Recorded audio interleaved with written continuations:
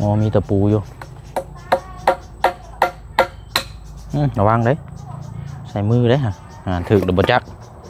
ว้ายหนังออกลำบากตั้งแต่มือมอบเนาะเครื่องคองแล้วก็ไม่ได้แวะเยี่ยมยามถามข้าวเลยหนูไม่ย่างปวดโพแท้นี่ให้อยู่ดีแห้งให้สุขภาพแข็งแรงความเจ็บอย่าได้ความใครอย่ามีปรารถนาสิ่งใดขอให้ได้สิ่งนั้นเด้อทางครอบครัวแก้วกับแม่เจนนะเดี๋ยวเฮ็ดจังนี้จะได้จังหน่อยกระจังเมื่อเบิ่งลูกบัดนี้ละล่ะเด้อบ่แม่นเราตื่นเราบ่จักป้อนเราบ่เข้านะป้อนเราบ่เอาเบิ่งเด้อหัวซาเพราะบันไดบ่เลี้ยงแล้วก็ปล่อยไปเลยปล่อยไปตามกระเยิม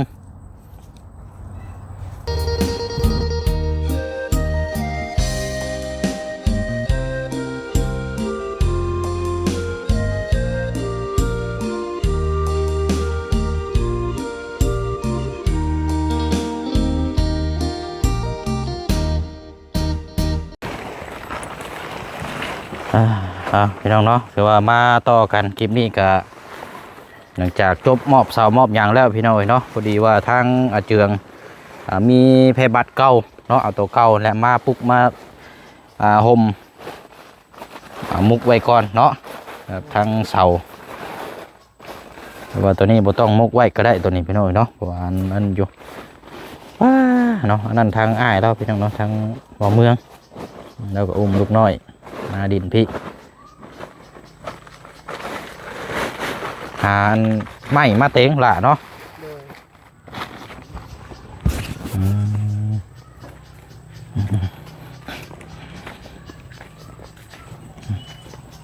ไม่มาเต็งไว้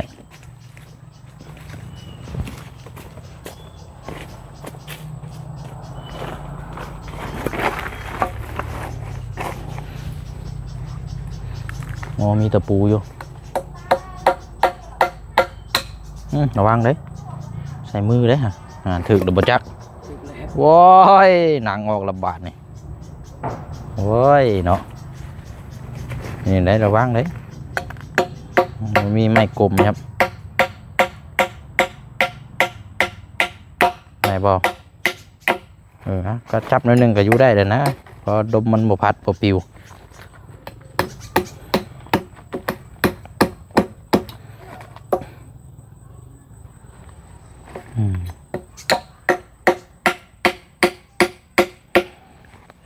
อันนั้นพี่น้องเนาะทางน้องเพิ่นประกอบตอกปิดกั้นไว้บกไว้น้ำแน่เนาะต่อกันอีกพี่น้องเนาะกับช่องของทางปอน้องเปียวเด้อพี่น้องเด้อเนาะกราบทักทายสบายดีและสวัสดีพ่อแม่พี่น้องเบิดสุขุสู่คนคือเก่าคือเดิมพี่น้องเนาะเบื้องทางอาเจืองปกปิดเสาไม้ไว้นะพี่น้องเนาะเสาบ้านเฮือนซานก็พอดีว่าทางบ่เชียงถ่าทางน้องอ่อนอยู่นี่พี่น้องเนาะเพราะว่าเมื่อวานนี่บอกทางน้องอ่อนให้ไปหาหน่อไม้หน่อไม้เป็นพวกหน่อไม้กินนี่แหละพี่น้องหน่อไม้บงหน่อไม้นี่เนาะที่ซื้อซอยทางน้องเพิ่นเมื่อฝากคนอยู่บ้านพี่น้องเนาะทางแม่น้องเปียวสร้างไว้นะพี่น้องเนาะได้มาแล้วบ่ช่วงนี้หน่อไม้ก็โอ้เนาะหายากเลยพี่น้องเนาะ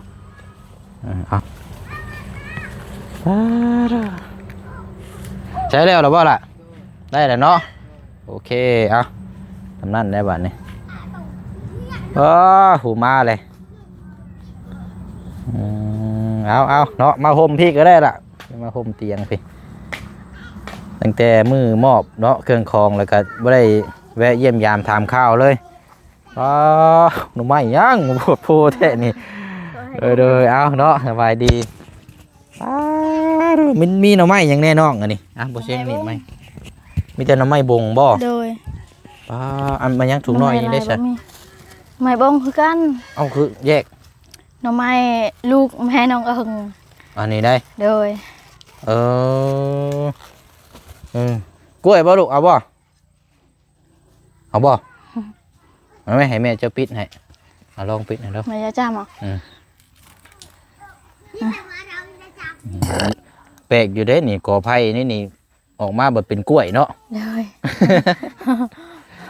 ลยอันเจืองอันมาจับกล้องให้บ่เชียงในระดับแป๊บนึงนั่งตรงนี้ก่อนก็ได้ โอเคอ่ะนี่แหละชาวเมืองก่อนจักหน่อยโอเคอันหามามื้อเช้านี่สมบ่เนาะ หาแต่เช้านี่ แต่ว่าอันบ่เชียงช่างน้ำแม่น้องเอิงน้ำเนาะ โดย แต่ว่าเรา ว่าเราไปรับจ้าง อ๋อเราบ่อยู่สมบ่ โดย อืม ไปรับจ้างหุดเขา ไปรับจ้างฮูดข้าว โดย ก็เลยบ่ได้ไปหาซ้ำเนาะ โดยแล้วเมื่อวานนี้เฮาไปหาหน่อไม้พางเฮาไปขาย บ่ ไปขายแถวดองเขาเลยซื้อ เห็นอะไรบัดนี้ เฮาเมื่อเฮ็ดหน่อไม้ดอง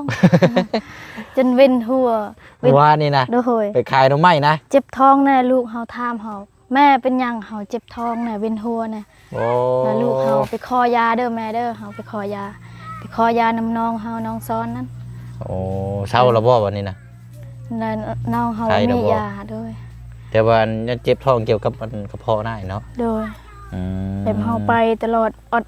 อดข้าวตลอดเด้อ แม่นพวกโอ๊ตข้าวโอ๊ตน้ำนี่เวลาเฮาอันนี้มันสิเป็นแบบนั้นแหละลำไส้กระเพาะนี่ต้องระวังเนาะ โดย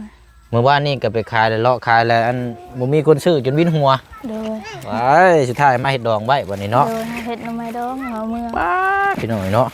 ช่วงนี้เนาะไม่เป็นราคาอยู่บ่ซะเนาะขายคือเก่าบ่ โดย อืมเอาอันนี้ก็ทั้งแม่นกเปียวแล้วเพิ่นฝากไว้น้องเนาะเพิ่นฝากสั่งไว้ถ้าว่ามีก็ซื้อมาให้ในเด้อว่าซั่นว่าเพิ่นสิเอามื้อหนึ่งไว้แล้วก็สิเอาไว้ใส่ตู้เย็นแช่ไว้อะนะ โดย อันนั้นคือไว้กันไปมากก็ ลูกเฮา แกง เข้า กิน โรงเรียนมันเฮาทาลูกเฮานอน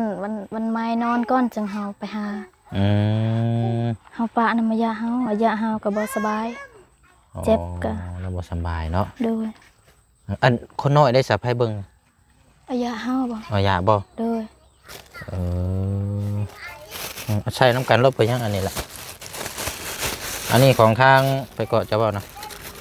ลูกแม่น้องเอิง โอ้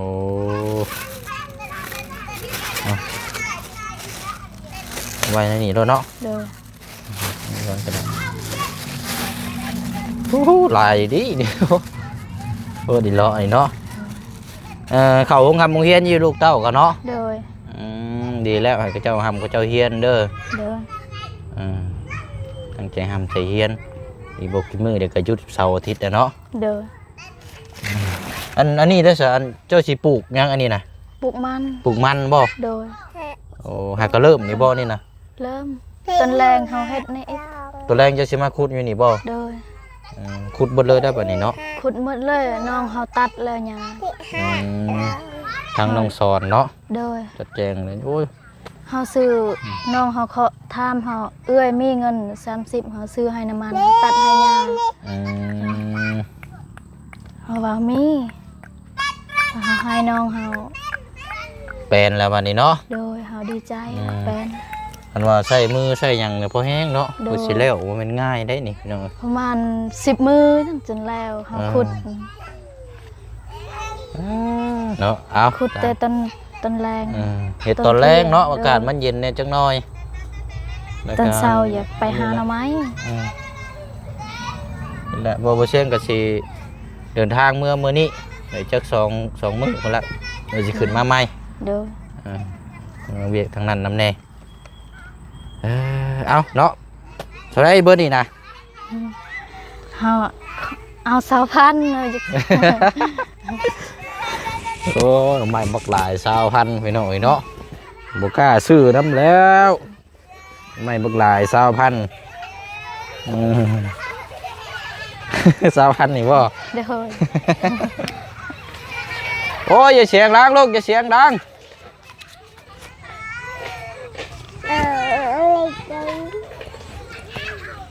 ยังน้อยเล่นกันพี่น้อยเนาะเอาอันนี้เสียเมื่อฝากกับเจ้าเด้พี่น้อยเนาะบัวหนูไม่บักหลาย20,000เนาะเอาอันนี้บ่เสียงให้เด้อเพราะว่าเอาไว้ให้ลูกนะซื้อไปโรงเรียนนั่นล่ะเด้อ เฮาเอา2,000 บ่เอานี่แหละบ่เสียงตั้งเอาให้เด้อ เด้อ ต่างซอยกันนั่นแหละเด้อซอยคือซอยหยังซอยเจ้าขยันได้นี่นะขยันในการเบิ่งลูกเบิ่งเต้าแล้วก็เป็นคนเว้าตรงไปตรงมา ติดตามแต่ใดมานะ โดย บางคนนี่ก็ฮู้จักแล้วก็เฮ็ดเสยซ่าซั่นจังซี่นะพี่น้องบ่ครับแต่ว่าเรานี่ก็เป็นคนนิสัยแบบซี่แต่ใดมาเนาะอันนี้บ่เสียงให้ด้วยน้ำจิตน้ำใจแล้วก็แม่นอยู่หน่อไม้มันอาจจะบ่ฮอดราคานี่แต่ว่าอยากให้เกินอยู่แล้วเนาะ โดย เป็นกำลังใจให้สู้ๆนะเด้อ โดย อันเบียกตัวนี้ก็เบิกก่อนเท่านั้นบ่เสียงขึ้นมาเดี๋ยวสิมาติดตามเบิ่งนํเนาะ โดย เรื่องของปลูกมันปลูกหยังบ่เช่นกับบ่ท่านได้เห็นจักเทื่อแล้วว่าเป็นแบบใดเป็นเอาเลยเอาล่ะเด้อเอารถเอารถเฮาบ่อยากเอา บ่เอารถอันไหนเด้ออันไหนลูกเต้าอะไรเบิ่งอะไรกินข้าวกินน้ำ มันท้องนี่ ซื้อยา ทำ ซื้อหยัง เฮาเมื่อคืนนี่เฮาเจ็บเฮาเป็นหัว โอ้ย แม่จะเจ็บแห้งบ่แม่ อันนี้บ่ โดยคันเฮาเจ็บนี่ลูกเฮาผู้นี้ทำตลอดเลย โอ้ฮู้จักถามแม่เนาะ โดย โอ้เก่งแล้วซะเนาะมีแต่ระวังอย่าให้เพิ่นพากันไปปีนตุกไม้กุกหยังเด้อลูกๆเด้อต้องมาไปนํกันหลายคนเนี่ยโอ้บางคนขึ้นกุกไม้กุกตอกเนาะ ขอบใจ ผมเป็นหยังล่ะเด้อเนาะไปขอบใจเจ้านำได้หลาย หลายๆบ่เสียงหลายๆเด้อให้อยู่ดีมีแรง ไปหน่อยเนาะ สุขภาพแข็งแรงความเจ็บอย่าได้ความใครอย่ามีปรารถนาสิ่งใดขอให้ได้สิ่งนั้นขอให้ร่ำให้รวยขอให้โชคให้มานไปสิ่งใดขอให้ปลอดปลอดภัยทั้งหมดครอบครัวอ้ายขอให้อยู่เย็นเป็นสุขให้สุขกายสบายใจ และทางครอบครัวเจนกับแม่แก้วเด้อเฮาขอบใจหลายๆให้อยู่ดีมีแห้งให้สุขภาพแข็งแรงความเจ็บอย่าได้ความใครอย่ามีปรารถนาสิ่งใดขอให้ได้สิ่งนั้นเด้อทางครอบครัวแก้วกับแม่เจนขอให้อยู่เย็นเป็นสุขขอให้สุขกายสบายใจสาธุขอให้เทวดาหักแพงหลายเด้อ เนาะ เฮาสิเมื่อ โอเคบัดนี้เนาะเอาเจ้าบ่เชียงขอไม้แน่เดี๋ยวเจ้ามื้อเฮ็ดเวียกเจ้าเด้อก็ได้บัดนี้เด้อเดี๋ยวบ่เชียงนั่งคุยกับทางอาเจืองจากเด็กจักหน่อยก่อนเนาะถึงบักใหญ่พี่น้อยเนาะมีแต่หน่อไม้บ่งหมดเลยเดี๋ยวจังสิโจมขึ้นไปรถเนาะเดี๋ยวมาเบิ่งทางอาเจืองเฮ็ดอยากเด็กจักหน่อยก่อนพี่น้อยมาต่อกันเนาะคลิปนี้จะตัดบทในจังน้อยเลยพี่น้องเด้อเนาะคลิปนี้ตัดบทในจังน้อยเพราะว่าคลิปก่อนหน้านี้ทางบ่เสียงถ่ายก่อนจะปลูกจะพังเนาะอันนี้จะมาตัดแบบว่ามาเลยเห็นแบบกองปลูกกองพังเลยเนาะ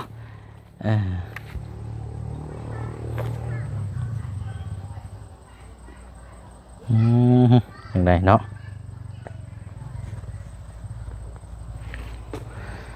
พอดีแล้วไม่อันเจ้าอันนั้นมาก็ได้ใช้งานเลยเนาะตีขอบไว้พี่น้อยเนาะกันโบตีขอบไว้ก็เอาแบบแต่ว่าตีขอบไว้ไปสิได้ลีเนาะเราจะได้หูว่าของปลูกของพังเนี่ยนะเดี๋ยวเฮ็ดจังนี้จะได้จังหน่อยกระจังเมื่อเบิ่งลูกบัดนี้ละล่ะเด้อโบแม่นเราตื่นเราบ่จักป้อนเราบ่เข้านะป้อนเราบ่เอาเบิ่งเลยเอานี่ไม้ก่อนโอเคทางน้องชายเอาอยู่เนาะโดย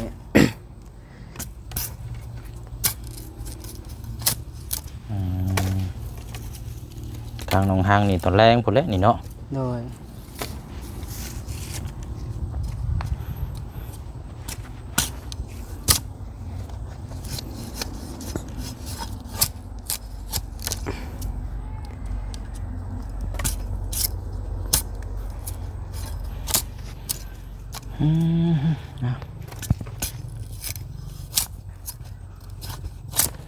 นี่แต่ว่าดินนี่มาเฮาซื้อมาแต่เฮาบ่ได้ปรับเนาะโดยคักอยู่พี่น้อยเนาะโอ้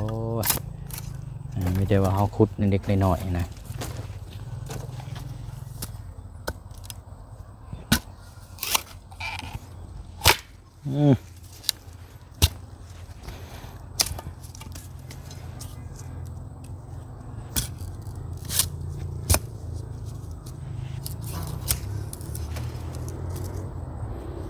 อันนี้ใส่ตัวนี้แหละไปแต่เฮาดูแลเรื่องน้ำเรื่องหยังนั่นแหละตัวนี้สำคัญโดยเพราะว่ามันนี่แหละพี่น้อง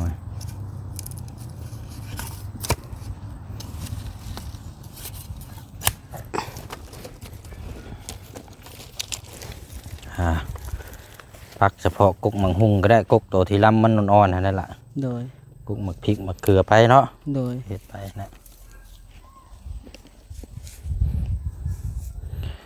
แล้วเราสิปลูกมันอยู่นี่อีกบ้านนี้ทางน้องอ่อนเนาะโหเป็นง่าย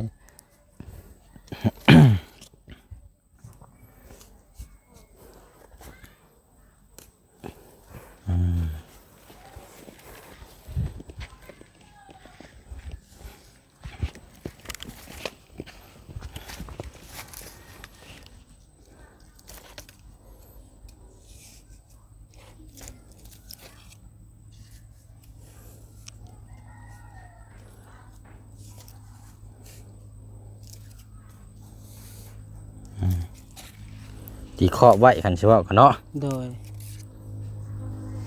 ดีแต่ว่านะอยู่พี่เนี่ยเขาเจ้าบ่ค่อยเลี้ยงแว่เนาะ โดย แบ่หรือว่าเป็นพวกเกี่ยวกับพวกสัตว์นี่บ่ค่อยมีกันคืออยู่บ้านบ่เช่นนี่ปลูกซินี่บ่ได้ไปซินะ โดย โอ้ยเมื่อยรถปลูกให้ซ้ำว่าปลูกให้สัตว์มากินมันคนเลี้ยงนี่ก็แม่นสิได้หัวซาเพราะบันไดเพราะเลี้ยงแล้วก็ปล่อยไปเลยปล่อยไปตามกระเยิม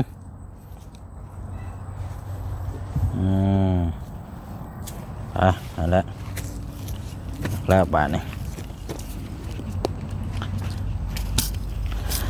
เนาะก็หลายคู่หลายคนพี่น้องก็โอ้ยังย้ำเรื่องสำหรับทางที่ส้นที่เศร้าพี่น้องเนาะของผูกของพังอยากให้ทั้ง เจืองยุกย้ายมานอนอยู่พี่ว่าสันเนาะก็กันเชียวโยกย้ายกระตูบโจมมานี่มันโจมบ่ได้หรอกพี่น้องเนาะ โดย มันติดมันมีแต่ทางตันมันกกไม้กกตอกพี่น้องติดนี่ไปตัดต้นไม้ต้นตอกเขาเจ้าเนี่ยพอแห้งแล้วเดี๋ยวเป็นพิษกันพอแห้งอีกสิมากมาเฮ็ดไม้แบบจักแนวใด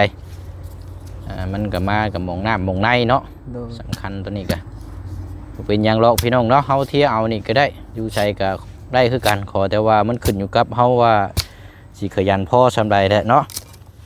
มันนี้ก็เฮาจังเที่ยวมาเบิ่งเอาของปลูกของพังกันปลูกปักปลูกหญ้าปล่อยเฮ็ดไปแหละ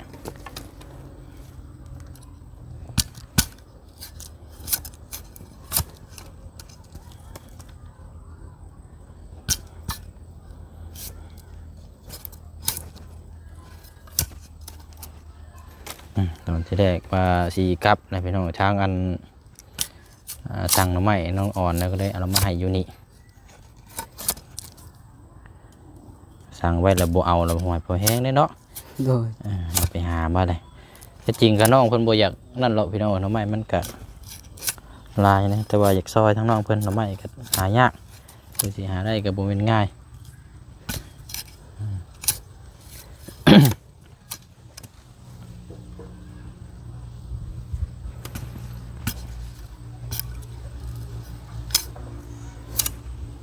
เอานั่นแหละบ้านนี้สักพักไว้บ้านนี้เอาดูแลดีๆแล้วล่ะเด้อ โดย ระวังเด็กเล็กน้อยเห็นแล้วมักแท้ๆแล้วเด็กน้อยมักเล่นต้องระวัง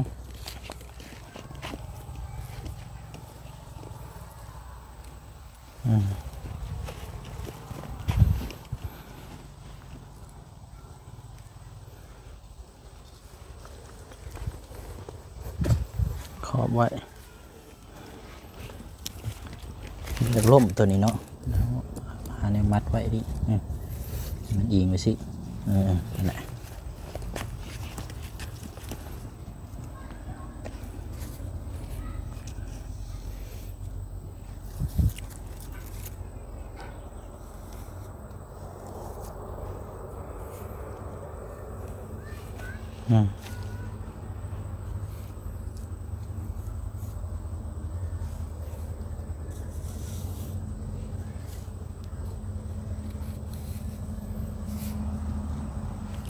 ได้ไป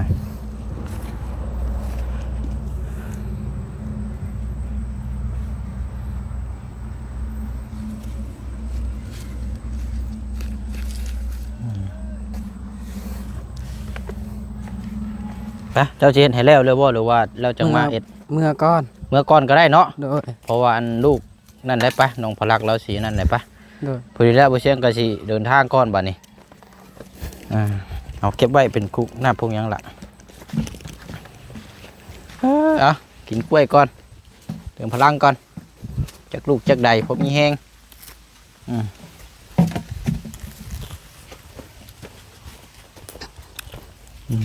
เราจะหาน้ำมาฮดเด้อ โดย ดูแลได้บัดนี่เฮาปลูกเฮาดูแลได้ เอาไว้นี่ก็ได้กบ อะไรเงี้ย มันแรงสิเฮ็ดใหม่แต่ผ้ากับทำไม พระเราจะเมื่อรถพอแล้วบัดนี่ โดยสิห้ามให้ จะเสียเมื่อส่งบ่ โดย พอใช่พี่น้องเนาะว่ากันไหมมายามลูกยามเต้าก่อนไหวแล้วพี่น้องเลย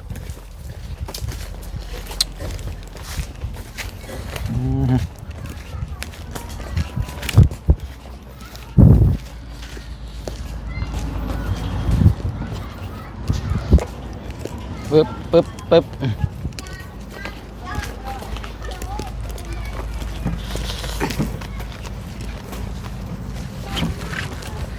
ปึ๊บปึ๊บปึ๊บปึ๊บ